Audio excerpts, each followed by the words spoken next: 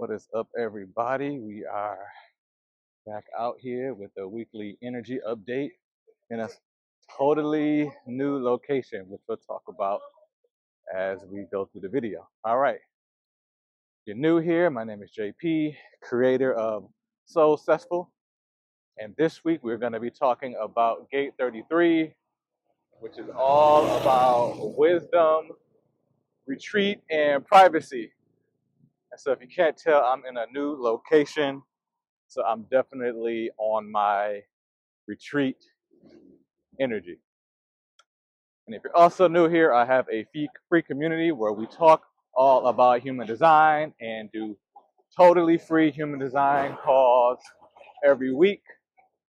So if you're interested, see the links below and we will see you inside the community. All right, so this week is Gate 33 and it's all about wisdom, retreat, and privacy. It is in astrology, this is Leo.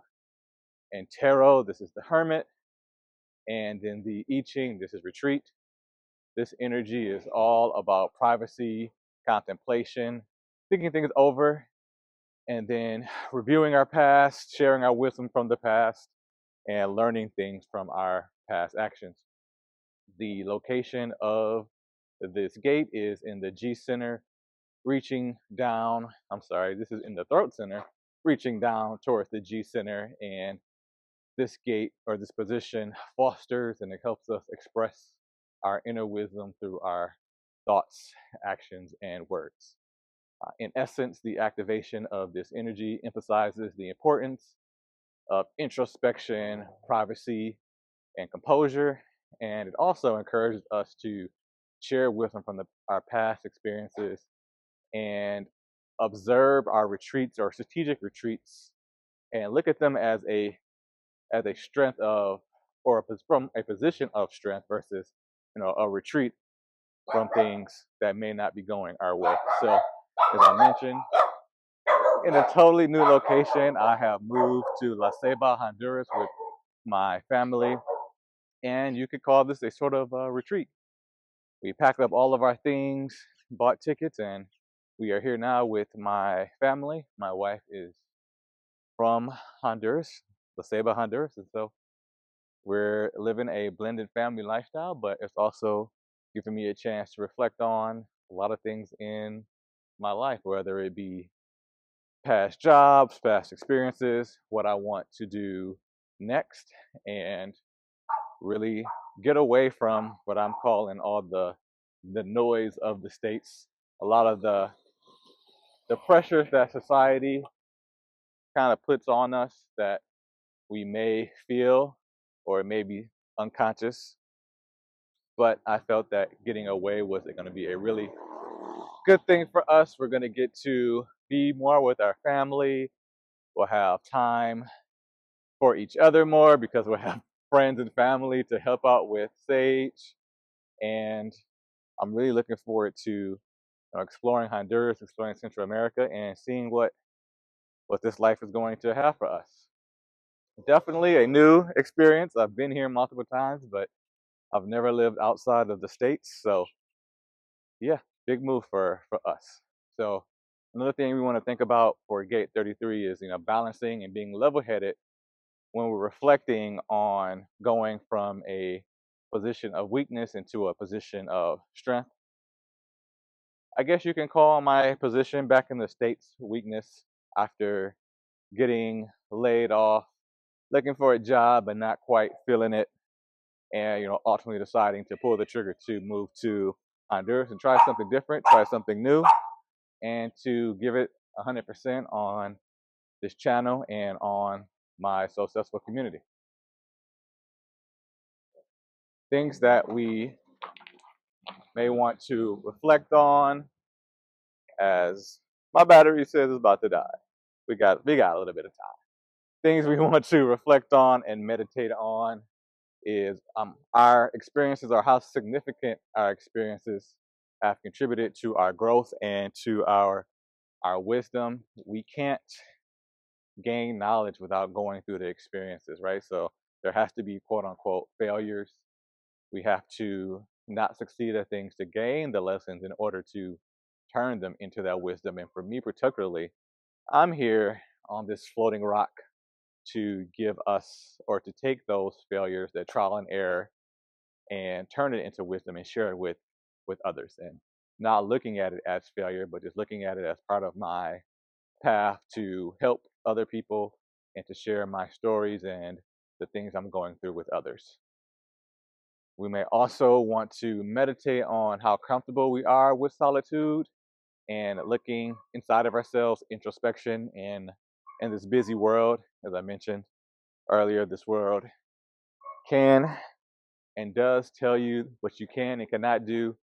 We all are conditioned in some way, shape, or form by our parents, community, those around us. And, it can be looked at kind of funny when you say, I'm taking some time away. I'm going to move to Honduras and, have a different way of life and not necessarily be caught up in all the corporate structure or having the next keeping up with the Joneses, all that stuff. So we can also consider, how do we frame our past stories? What things in our past do we look at, and how are we, remembering those experiences?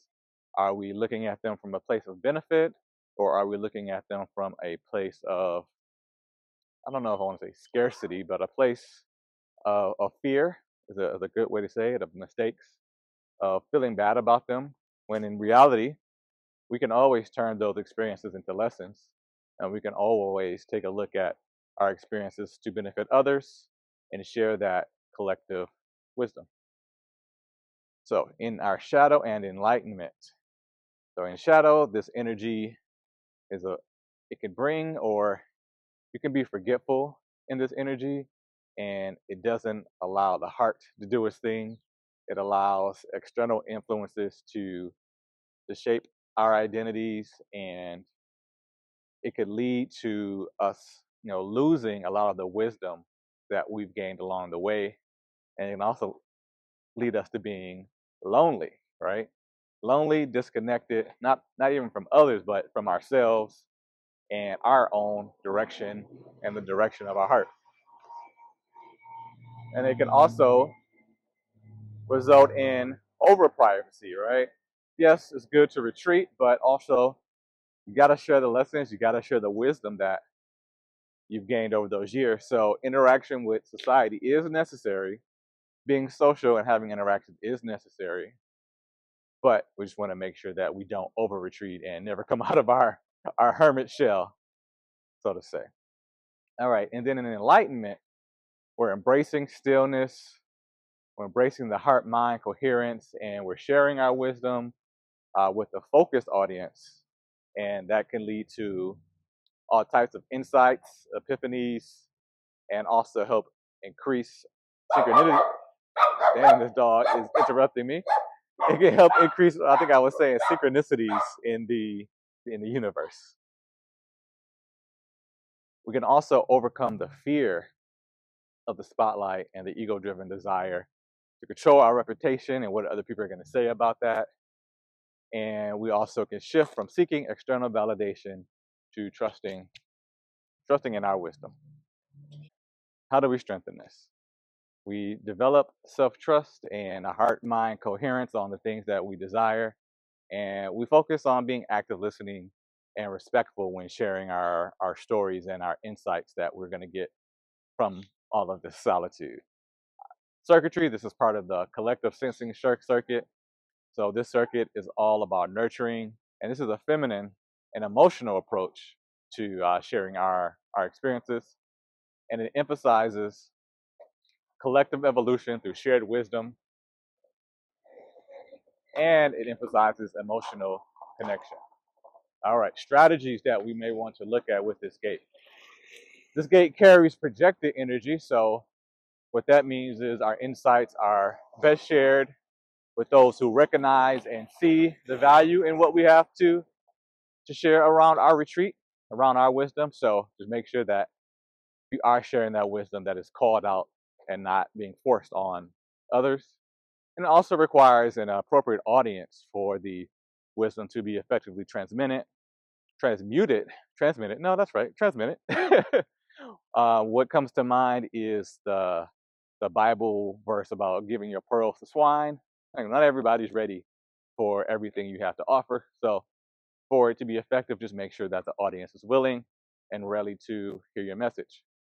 All right, so how do we activate this energy? We engage in stillness and introspective practices, meditation, nature walks. You guys know I love my walks. And, we limit technology. Although Sage, my son, has been a real reminder that I need to limit technology as well because he always wants the iPad. And so I make sure that I limit my iPad and my technology use now because whenever he sees me with it, he's like, I want one too. So we also can reflect on past experiences and allow insights just to naturally arise, whether that's your meditation or your contemplation time. What just naturally comes up when you are sitting there in silence or with your favorite meditation music, jot it down and reflect on whatever comes up. You can also journal about your observations and share them with individuals that you trust. So once we've activated the energy of gate 33, about activation, not about activation, that's what this section is about wisdom, about retreat. It brings epiphanies, synchronicities, and insights that may come as flashes, or you ever get like a light bulb, lightning strikes type of moment. And when activated, this energy encourages change and the integration of shared experiences for our collective growth. For additional support, we can look at our divination practices, look at other methods to tap into our deeper wisdom, and check out things like TED Talks, other things here on YouTube that we can access that are part of the collective wisdom and help us understand this case energy and help us understand ourselves better. So gate 33 is all about private contemplation, our wisdom, and taking our experiences that benefit the collective and sharing them when appropriate. It's about retreat and reflecting and contemplating in that retreat. This energy is also supports strategic retreat and the sharing of our insights with those who recognize the value. And it promotes a balance between privacy and impactful storytelling, getting our message out to those who want to hear it. So that is it for this video.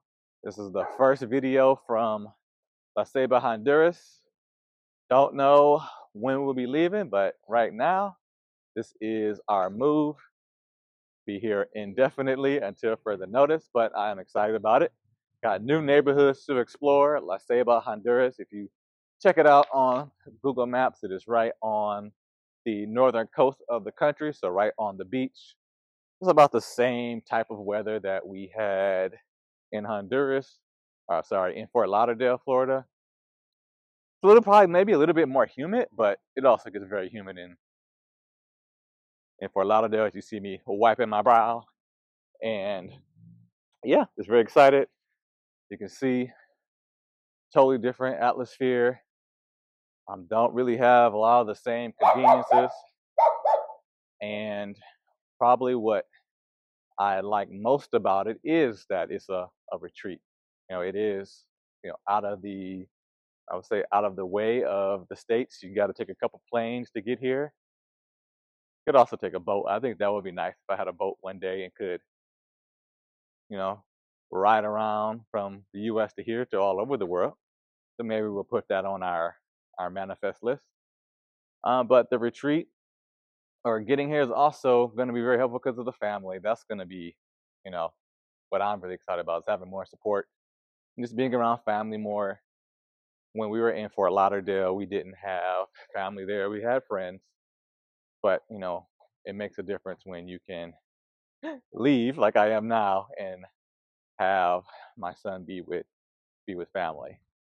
And we're doing multi-generational living. There are 3 generations living under one roof. So This is a very new and interesting experience for me, and I am excited, anxious, but I know that I'll have more time to work on my projects and just really get to enjoy family life, enjoy being a stay at home dad while running a business that's going to be able to help and heal people and continuing to share my message with people who are interested in it. So that is it for this video. I will check you later. Peace.